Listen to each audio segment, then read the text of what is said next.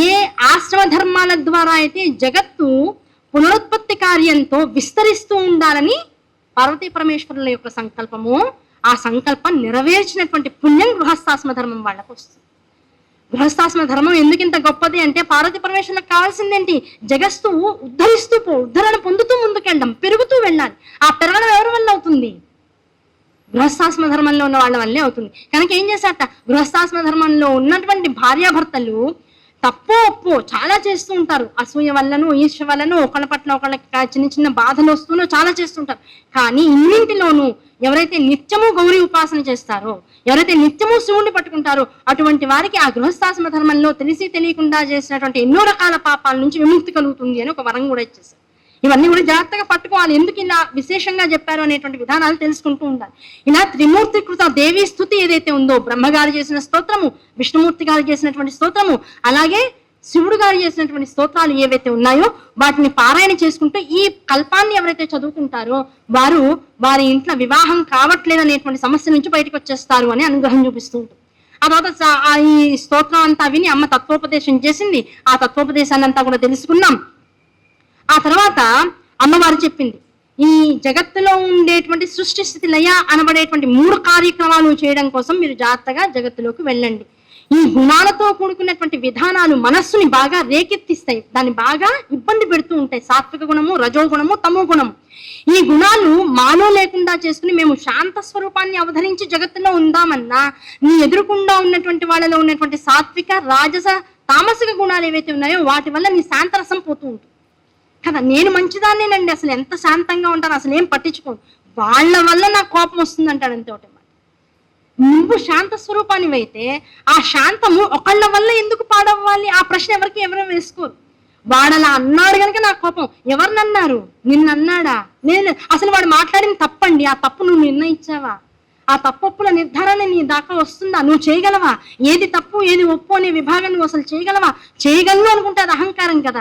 ఒకడు మాట్లాడే మాట వల్ల కానీ, ఒకడు చేసినటువంటి పని వల్ల కానీ, ఒకడు ఉండేటువంటి తీరు వల్ల కానీ నీకు బాధ కలగకూడదు. నీలో ఉండేటువంటి గుణాన్ని నువ్వు మార్చుకుని తమో గుణంలోకి నువ్వు వెళ్ళి అవతల వాడి మీద అరవడం కానీ, కేకలు వేయడం కానీ, ఒక దెబ్బ వేయడం కానీ చేయకూడదు. ఇవన్నీ కూడా ధర్మానికి వ్యతిరేకమైనటువంటి పనులు. నువ్వు ఎప్పుడు శాంతాన్ని అనుభవిస్తూ ఉండు. కనుక సత్వగుణాన్ని నిరంతరం సాధన చేసినటువంటి వాడికి, సత్వగుణాన్ని నిరంతరం సాధన చేయడం అంటే తేలిగ్గా అరిగేటువంటి పదార్థాలు తినడం, తేలిగ్గా శరీరాన్ని తేలిగ్గా ఉంచుకుంటూ ఉండడం, ఇలా పడుకుంటే అలా నిద్ర పట్టేటట్లుగా ఉండడం. ఆ నిద్ర పట్టకపోతే నువ్వు ఎలాంటి స్థితిలో ఉండాలో నీకు తెలుస్తూ ఉండడం. నిద్ర పట్టలేదు కదా టీవీ చూస్తూనో ఫోన్ చూస్తూనో ఉంటే ఏమవుతుంది? యూట్యూబ్లో వీడియోలు చూస్తూ ఉంటాను. పొద్దున ఏడుపడకలా మెలకు రాదు, తర్వాత తలకైన పోస్తుంది, తర్వాత సర్వైకల్ స్పాండిలైసిస్ అంటారు, అది వస్తుంది. అది కూడా అయిన తర్వాత ఇంకేం వస్తుంది? నరాల బలహీనత వస్తుంది. ఆ నరాల బలహీనత వచ్చిన తర్వాత ఇప్పుడు ఏమవుతుంది? కాళ్ళు చేతులు ఇబ్బంది పెట్టి తిమ్మిర్లు పెట్టేస్తూ ఉంటాయి, వణికిపోతూ ఉంటాయి. తర్వాత దానివల్ల ఏమవుతుంది? ఈ కాళ్ళు చేతులు కండరాలు ఇబ్బంది పడడం వల్ల జుట్టు ఉడిపోతూ ఉంటుంది. ఇప్పుడు ఎక్కడొచ్చిన సమస్య? నిద్ర పట్టకపోతే ఏం చేయాలి? సాధనా కాలంలో వెళ్ళు, ప్రశాంతంగా కూర్చొని జపం చేసుకుంటూ ఆ జపంలో ఏదో ఒక నామాన్ని పట్టుకో, నీ ఇష్టదేవత నామాన్ని పట్టుకో. ఇలా నీలో ఉన్నటువంటి గుణాన్ని నువ్వు తెలుసుకుని దాన్ని సమతుల్యం చేసుకుంటూ పో. ఎవరో వచ్చి నువ్వు తప్పు చేస్తున్నావని చెప్పక్కర్లా, ఎవరో వచ్చి నువ్వు ఇలా ఉండవని చెప్పక్కర్లా. అలా చెప్పారంటే నువ్వు అనేటువంటి అహంకారానికి ఎంత మచ్చ. నువ్వు అనే అహంకారం నీలో ఉంటే నిజంగా నువ్వు ఎలా ఉండాలో నీకు తెలియదా? అమ్మవారు అడుగుతోంది ప్రశ్నలన్నీ. కనుక ఇది మంచిది, ఇది చెడుది, ఇది సుఖము, ఇది అసుఖము, ఇది పాపము, ఇది పుణ్యము, ఇలాగే ఉండాలి, ఇలా ఉండకూడదు. ఇది ప్రకృతి ద్వారా ప్రతి మనిషి తెలుసుకుంటాడు. తెలుసుకోని వాడు ఎవడో ఉన్నాడు, వాడికి ఏదో మనం చెప్పాలి. ఆచార్యులు చెప్తారు, తల్లిదండ్రులు చెప్తారు, వాడి యొక్క బిహేవియర్ ద్వారా ప్రకృతి వాడికి చెబుతూ ఉంటుంది. ఇంతకు మించి నువ్వు భేదాలు కనుక మనుషుల మధ్యలో పెంచుకుంటూ పోయావంటే శత్రుత్వం పెరుగుతూ ఉంటుంది. ఆ శత్రువుల ద్వారా రాక్షసత్వం పెరుగుతూ ఉంటుంది. రాక్షసులు పెరిగిపోతే ఒకనాటికి భూమి అంతా కూడా తన సహజ లక్షణాన్ని కోల్పోయి తామసిక లక్షణాల్లో కొట్టుమిట్టాడుకుపోతూ ఉంటుంది. కనుక ఇవన్నీ దృష్టిలో పెట్టుకో. ఎవరు అథారిటీ చేయడానికి అవకాశం లేదు. ఎవరికి వాడు స్వయం జాతం, వాడిని వాడు కంట్రోల్ చేసుకోవాలి. అటువంటి శక్తి అమ్మవారిని ఇమ్మని మొత్తం ప్రకృతి తత్వంగా ఉన్నటువంటి అమ్మవారిని కొలవాలి. ఏమంటే అందరికీ అమ్మవారిని కొలవాలని ఎలా తెలుస్తుందండి?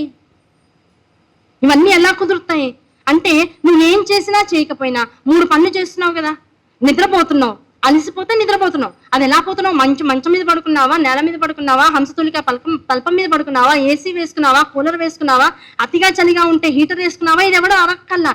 నిద్ర పట్టి శరీరం అలసిపోయింది అంటే ఆటోమేటిక్గా ఎలా ఉన్నా నిద్ర పడుతుంది. కుర్చీలో కూర్చున్నా కూడా ఇప్పుడు నిద్రపోయేవాళ్ళు బోల్డు మంది ఉన్నారు.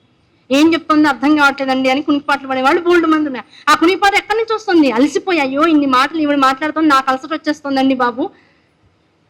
అవునా కదా అనిపిస్తుంది. ఆ అలసటకి నిద్ర వచ్చేస్తుంటుంది. ఆ అలసట శరీరానికి కలిగినప్పుడు, మనస్సు కలిగినప్పుడు తెలియకుండా కళ్ళు తూగిపోతాయి. ఆ పడుకున్న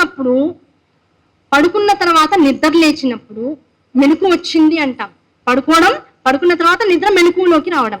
ఆ మెలకువలోకి వచ్చిన తర్వాత మళ్ళీ పడుకునేదాకా ఏదైతే చేస్తున్నావు, ఈ మూడింటి తత్వంలో నువ్వు దేన్ని అనుభవిస్తున్నాను అనుకున్నా నీకు తెలియనటువంటి ఒక శక్తి యొక్క ప్రేరేపణ నీ యందు జరుగుతోందని అర్థం.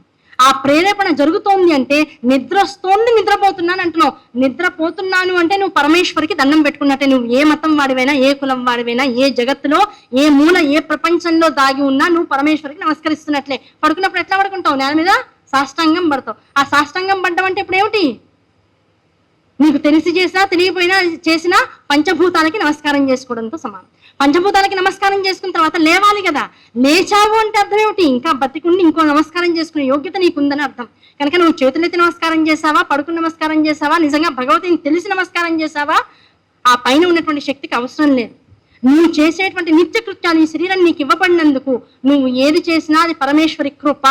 అది నువ్వు తెలిసి చేసినా తెలియక చేసినా దాన్ని నువ్వు ధ్యాస నిలిపితే కొన్నాళ్ళకి ఏముంటానండి, ఇది వరకు నేల మీద హాయిగా పడుకునే వాళ్ళం, ఇప్పుడు అసలు నేల మీద పడుకోలేకపోతున్నాం.